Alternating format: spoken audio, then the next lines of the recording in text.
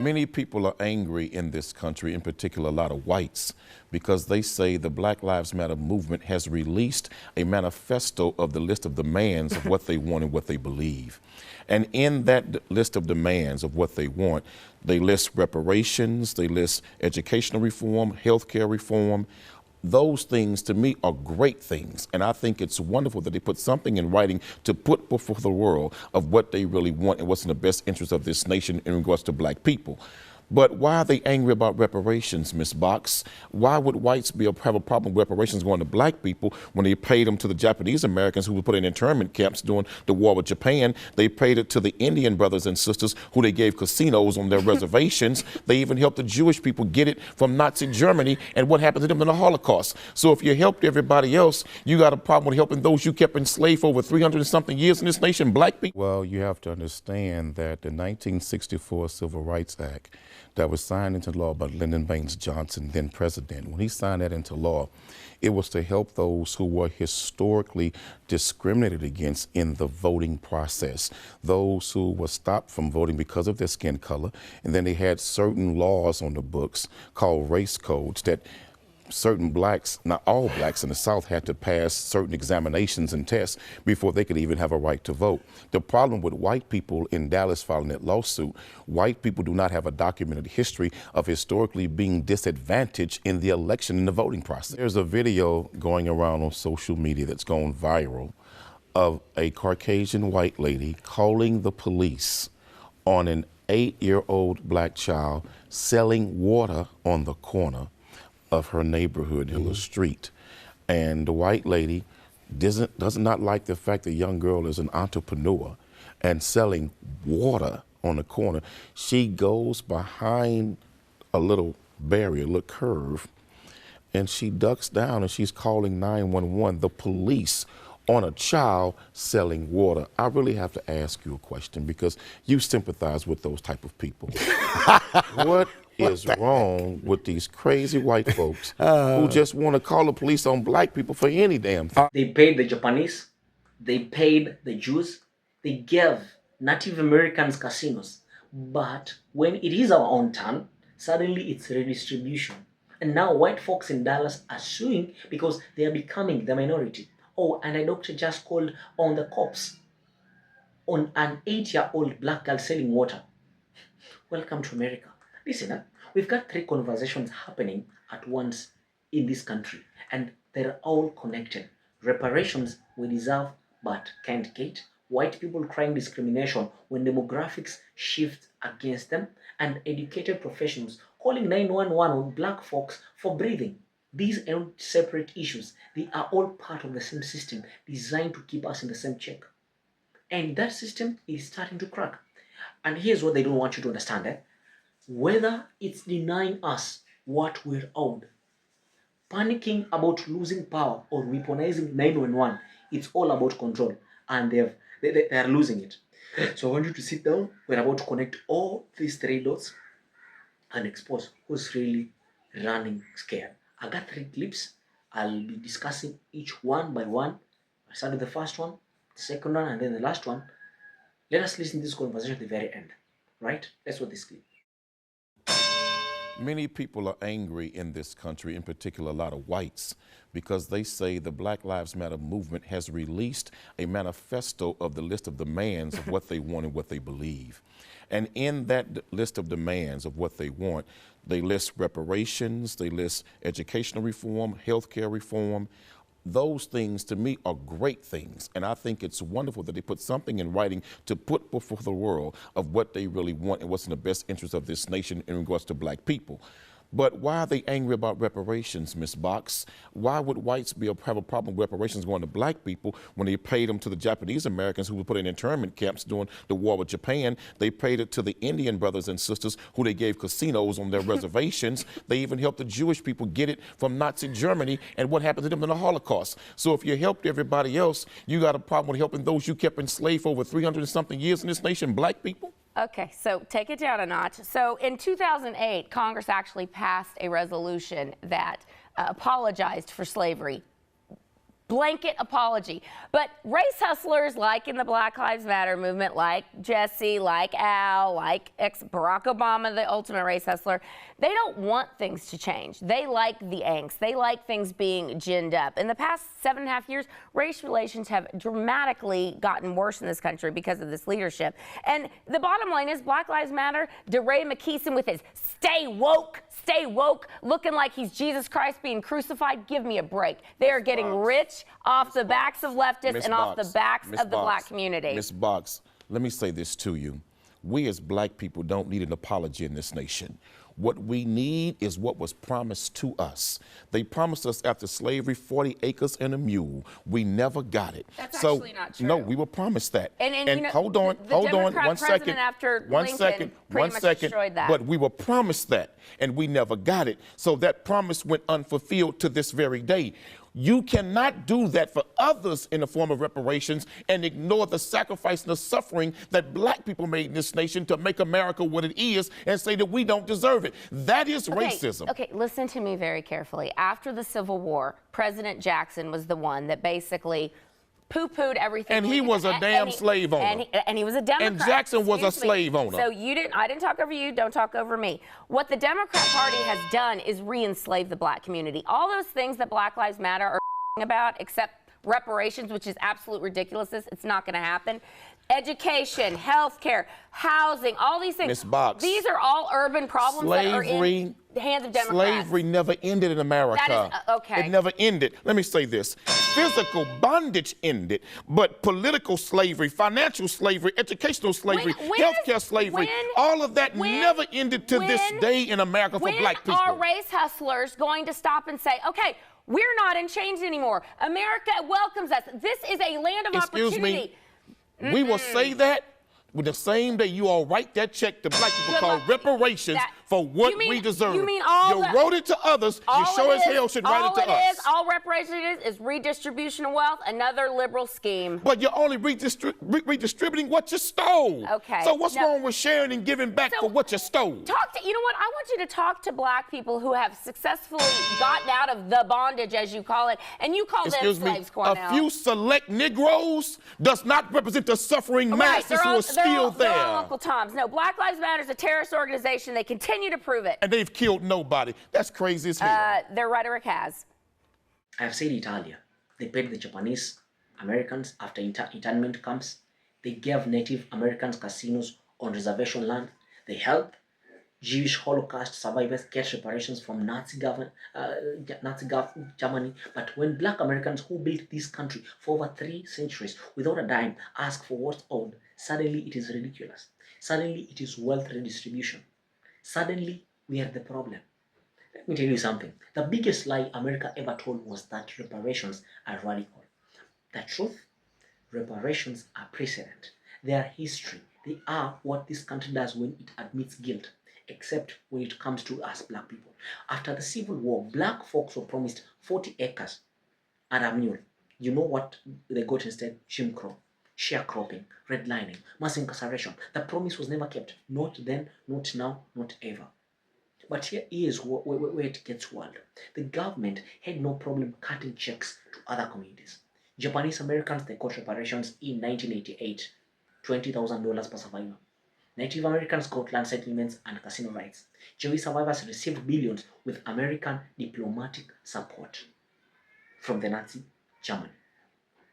Hell, even slave owners got reparations after emancipation for losing their property. But black Americans, they got an apology in 2008, a congressional resolution, words on paper, no action, no accountability, no money. Now, let us break down the opposition playbook. We already apologized. An apology without action is just a PR. Saying sorry doesn't rebuild generational wealth through stolen slavery, segregation, and systemic exclusion. Germany needs apologies to Holocaust survivors. They paid. But somehow, when it is black folks, an apology is supposed to be enough. It's just wealth redistribution. You're damn right. It is wealth redistribution of wealth that was stolen. If you rob someone's house and I take back what you stole, that's not theft. That's justice. Black labor built the economic foundation of America. Cotton, tobacco, infrastructure. We didn't just contribute, we were the economy, and we never got paid. Black Lives Matter is a terrorist organization. This is the oldest trick. Criminalize the demand so you don't have to meet it. They did it to Martin Luther King Jr. They did it to the Panthers, calling BLM terrorists for asking reparations, education, reforms, and healthcare equity. That's not critique. That's propaganda designed to make you forget the real question. Why is asking for justice considered extreme? These are just urban democratic problems. By calling these just urban problems, they are really saying black problems are, by blaming Democrats, they are dodging the bipartisan system that created these inequities. Republicans and Democrats upheld segregation, redlining, and mass incarceration. I'm not talking about money. I'm talking about dignity. It is about the country finally saying, we know what we did and we are going to make it right. Because reparations scare them. They mean accountability. They mean admitting the American dream was built on stolen labor and broken promises. The check is overdue. The promise is still broken. And we are not going anywhere until we get it. 40 acres and a mule. No, we want compounded interest, right? Okay, here's a new one. In Dallas, 4 white folks have filed a federal lawsuit saying that the way the commissioners are set up there discriminates against white people. And I know people are going to be shocked. But, you know, I do think, and I think you know this, over the next 5 or 10 years, it's going to become part of the conversation as the number of white people start to shrink versus the expansion of minorities, Hispanics, African Americans, Asians, folks from the Middle East, whatever. That white folks are going to start saying, wait a second, if we become a minority, well, then why don't we have the same complaints that minorities do now? Well, you have to understand that the 1964 Civil Rights Act that was signed into law by Lyndon Baines Johnson, then president, when he signed that into law, it was to help those who were historically discriminated against in the voting process, those who were stopped from voting because of their skin color. And then they had certain laws on the books called race codes that certain blacks, not all blacks in the South, had to pass certain examinations and tests before they could even have a right to vote. The problem with white people in Dallas filing that lawsuit, white people do not have a documented history of historically being disadvantaged in the election and the voting process. You don't think the way school kids are selected now could be viewed as discrimination? You don't think that single-member districts can be construed as violating against someone else? Look, I got to tell you, it's this whole voting thing. You're talking about 50 years ago, black folks couldn't vote. Totally true, right? Totally wrong, totally horrible. But who's stopping anyone from voting today because of the color of their skin? Well, then why are white folks in Dallas filing that lawsuit? No, answer my question. Who is stopping any black person in this country from voting? I hear about voter suppression all the time. There are many places in the South where white people feel that demographically they're now being outnumbered. They are. And so what they're doing, they are suppressing minority votes, because if they don't suppress them, the minorities will outvote them, and whites will now be today what they soon are becoming, the minority. And voting-wise, minorities will control the electoral process in America. Let me ask you one question. And look, I'm not that guy, but why wouldn't it be fair for white people to have the same ethnic or racial argument that black folk or Hispanic folks? Look, I don't believe race should be part of anything. I don't believe race should be part of anything. Let me tell you why. Because white folk don't have a history of being lynched going to the voting polls. This is payback. White folks don't have a history of their churches being bombed because you were teaching black people how to vote. White people don't have a history of having their homes firebombed because they went to a voting poll and voted. Here's the problem. This is what Minister Malcolm X said. This is a case of the chickens coming home to roost. Don't cry now when you got to sip from the same cup that you all gave us to drink from. All right. So guess what, baby? Soon you got to deal with what you laid in the ground. Those seeds are growing now, and you'll reap what you sow. Do you hear this? This is the problem, my friend, is that there's payback you want to do. That's the problem. It ain't about payback. Sure it's about you all having to deal with the reality that what you sowed in the field, you shall reap what you have sowed. The only problem with that is I ain't the guy who sowed it. And guess what? You're going to enjoy those benefits that are coming, baby, whether you like it or not. Let's talk about the white great minority panic. Now let's talk about what happens when the tables turn. White folks in Dallas just filed a federal lawsuit claiming voting districts discriminate against them because they are becoming a demographic minority. Let me say that again. They are claiming discrimination without a single document case of systemic voter suppression in their history. Welcome to the cup we've been drinking for 400 years. Here's what is happening, guys. Demographics are shifting.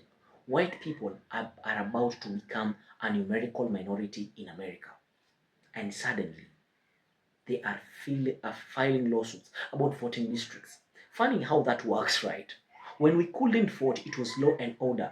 When they might lose power, it's discrimination. But here's the thing, guys. You can't claim discrimination when you don't have a history of being discriminated against.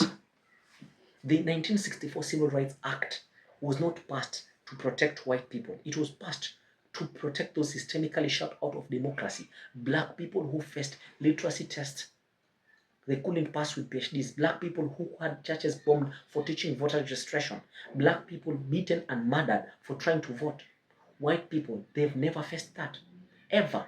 Not once in American history has there been systemic legal suppression of white voters. So when they cry discrimination, now it rings home. Here's a simple question. Name one time in American history when white people were prevented from voting because of their race. One time, white churches were bombed for voter education. One time, white neighborhoods were terrorized for going to the polls. You can't name, because it has never happened. What's really happening in Dallas and across the country is fear of losing control.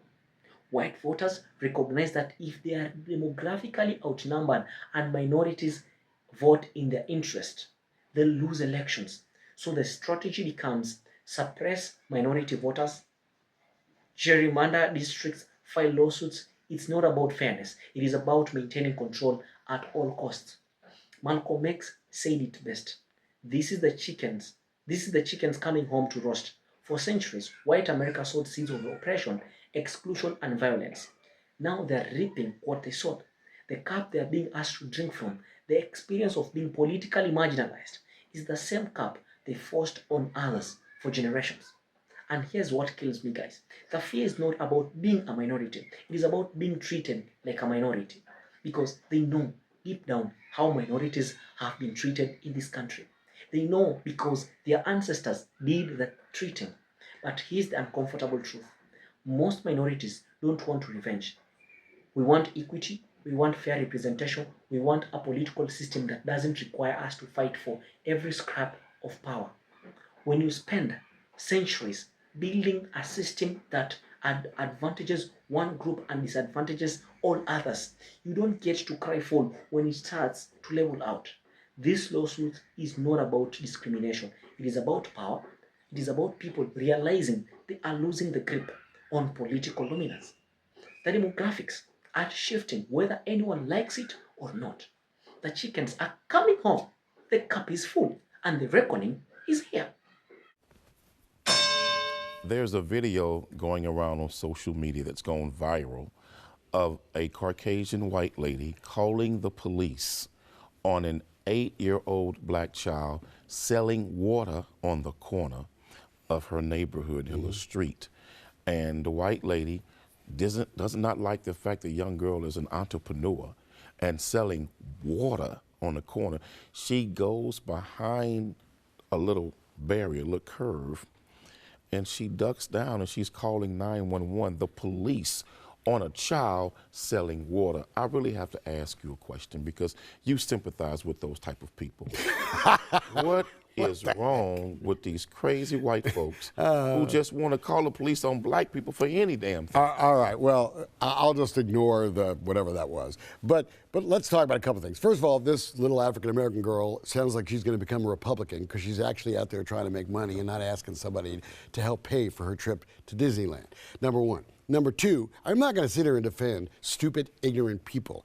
And in case you haven't heard, Quanell, there are stupid, ignorant white folk, there are stupid, ignorant black folk, there are stupid, ignorant Hispanic, and every flavor you can imagine. And I say to you, the only thing I get a little sick and tired of is it's a national story in all the media because they found some dumb cluck white idiot, right, to do something stupid. I could care less about little girls selling when lemonade. you look at this, no, Wayne, you find a white person out of a million people and you go, look at all Wayne, these crazy white people. When you look at the situation where the African Americans who were going to the house to look at some real estate property, they were called on by educated white neighbors who lived in that neighborhood. That was an affluent neighborhood. School doesn't make you educated. This wasn't the backward raised people. No, school also, does not make the you white lady educated, who was Quanell. calling the cops on the brothers in the park barbecuing, she was an educated professor. So you found now, 3 or this same 4. white lady who called on this child selling water, she is also an educated doctor. Okay. Something is wrong that when the most highly educated of white folk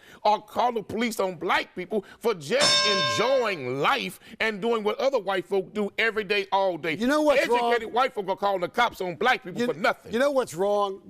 Because there are so few real racist idiots out there, a handful, a couple of hundred here and there. You got to get a couple hundred people at a Klan rally and you guys think the whole world is going crazy. The reality is, I love you. If people like you continue to make everything like we're all a bunch of crazy racists, Wayne, we are going to be destroyed. It's exactly the opposite. Black people got to understand that these not folks in the backwoods of Mississippi calling the cops. These are educated white folks. And there's no black racists out there, and there's no Hispanic So that tells racists. you Come that them on. Klan robes are not please. just people who are snagger-tooth in a trailer park. These are educated white folk doing this. When Karen calls the cops, no, let us connect this to something happening every single day. An 8-year-old black girl selling water on a hot day, trying to make money like other kids have done forever. And a white woman, a doctor, called the police on her, not because the girl was breaking the law, not because she was causing a disturbance, but because this educated professional white woman didn't like that a black child was being an entrepreneur. These incidents keep happening. Amity party, barbecue bake, golf cart girl, and each time we are told they're isolated. Just one crazy person, just one bad apple.